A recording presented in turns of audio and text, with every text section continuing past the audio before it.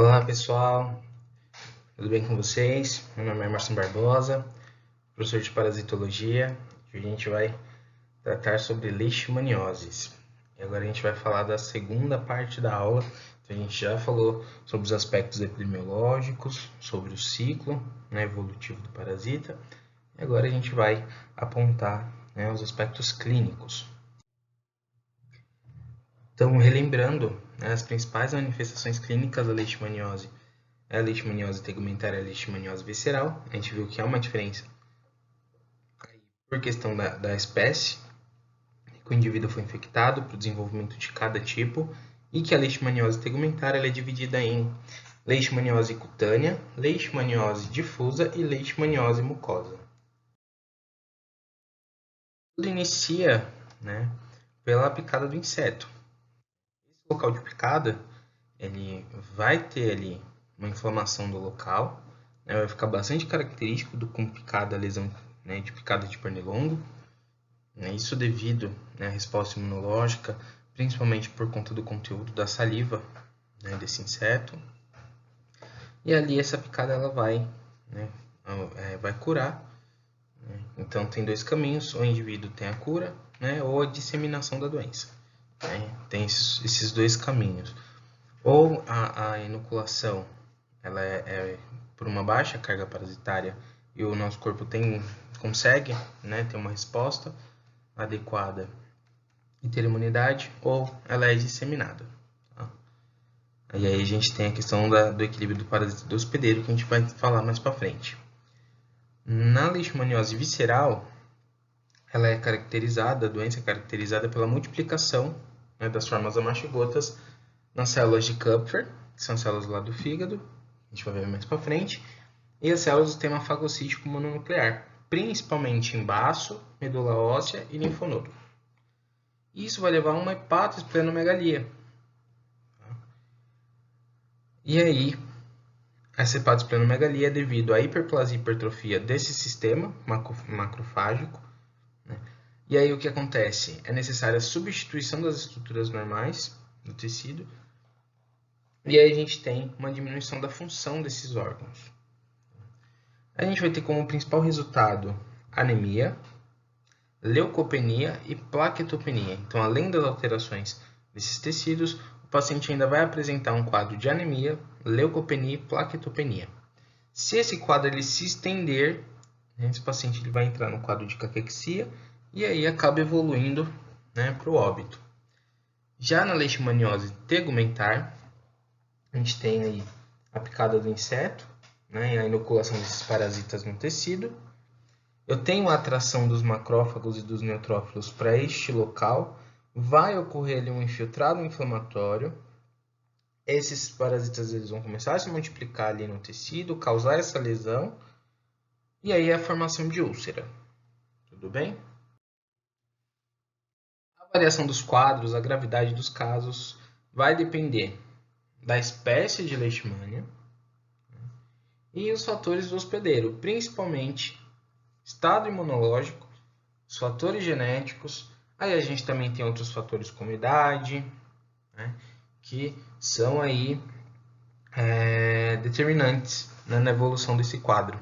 Então tudo vai depender da suscetibilidade e da resistência do hospedeiro para a evolução da doença. Na leishmaniose cutânea, a gente tem aí a formação dessa úlcera típica, A gente tem as áreas expostas, ela fica nesse formato arredondado, as bordas elas são elevadas, é uma lesão delimitada, bastante delimitada. O fundo ele é avermelhado, granuloso. Tá? E um outro ponto, mas pode ter ali infecção bacteriana associada, o que agrava essa lesão. Com o tempo, essa lesão tende a ter uma cor espontânea, tá? Isso com o indivíduo imunocompetente. E aí a gente tem as principais espécies: Leishmania brasiliensis, Leishmania amazonensis e aguianensis. E essa lesão ela é bastante conhecida como úlcera de Bauru ou botão do Oriente, que em São Paulo ela é muito conhecida como úlcera de Bauru. Isso devido aos primeiros casos serem relatados naquela região, Bauru, Marília, e aí foi apadrinhado aí como úlcera de Bauru, então popularmente a gente conhece como úlcera de Bauru.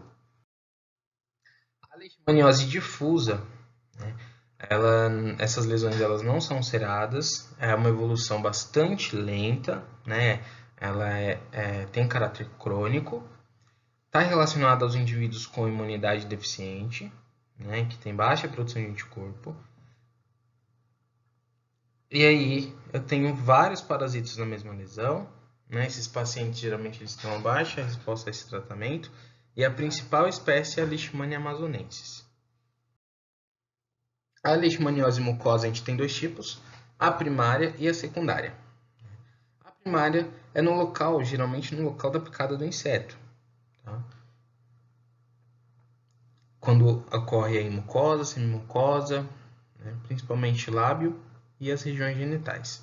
E a secundária é a metástase, né, que ocorre por via hematogênica, e aí esses parasitas acabam chegando nas regiões de mucosa da nasofaringe. O quadro ele vai sendo agravado.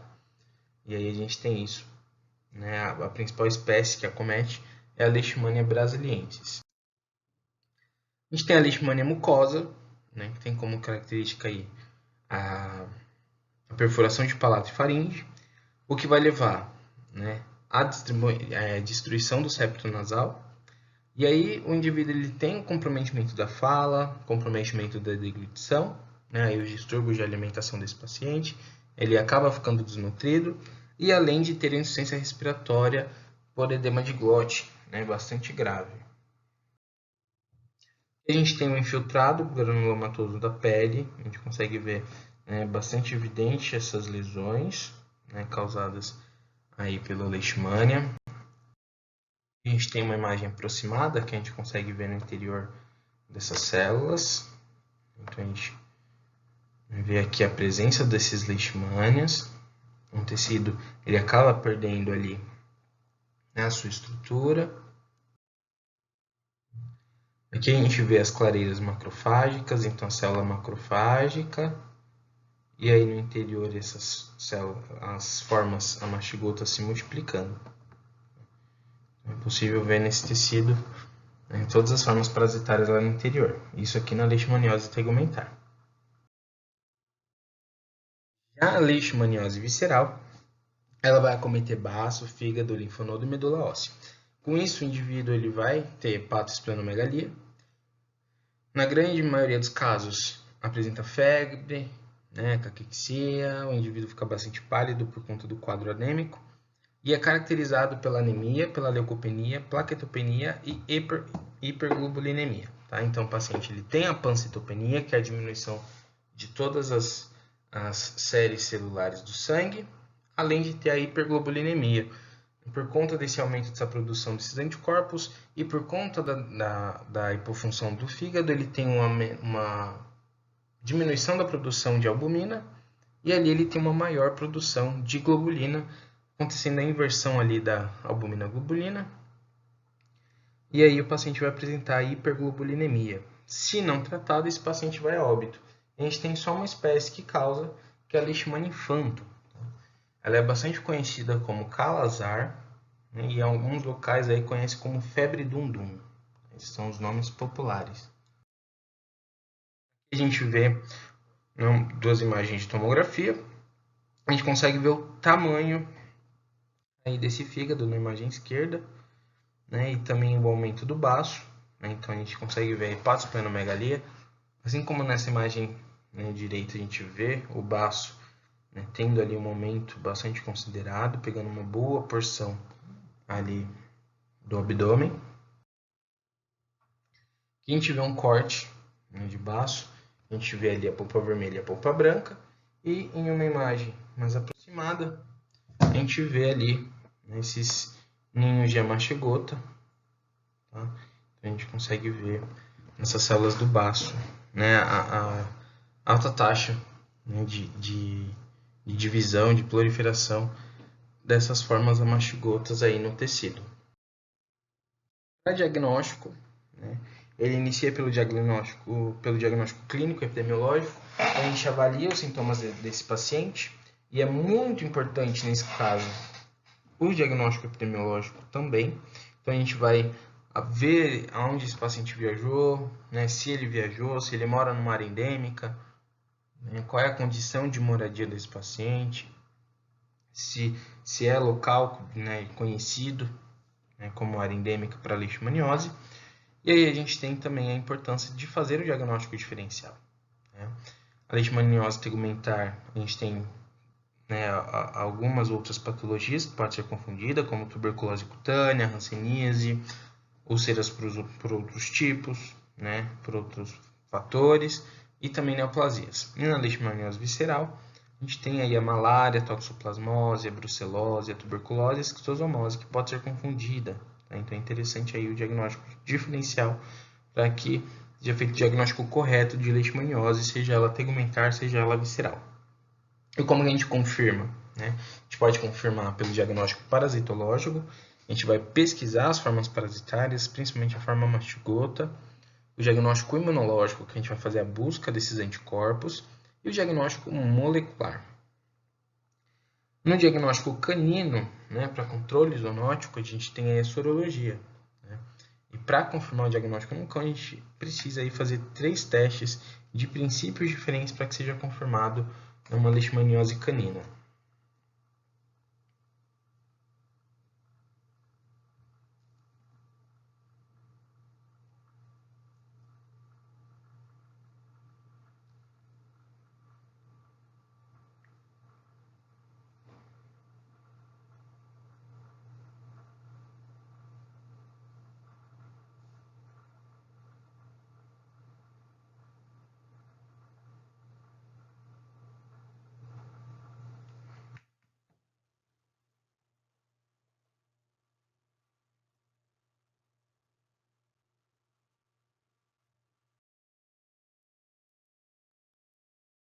Nós temos o diagnóstico então parasitológico, então pela pesquisa de amastigotas.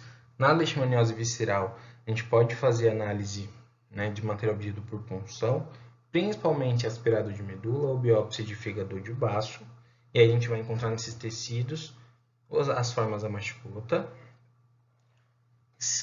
No caso da leishmaniose tegumentar, a gente tem o raspado da lesão. Então, a gente raspa a borda da lesão com bisturi e a gente pega esses fragmentos de tecido e coloca na lâmina para fazer a leitura. Ou por imprint, que a gente vai colocar a lâmina sobre a lesão, né? A gente pressiona e aí a gente faz a coloração, né? E vai fazer aí a análise. Ou a biópsia do tecido. No caso dos exames imunológicos, a gente tem alguns tipos, né, alguns métodos, entre eles ELISA, né, o RIF, o DAT e o teste monocromatográfico, e também a reação de Montenegro, que é utilizado ainda em algumas regiões.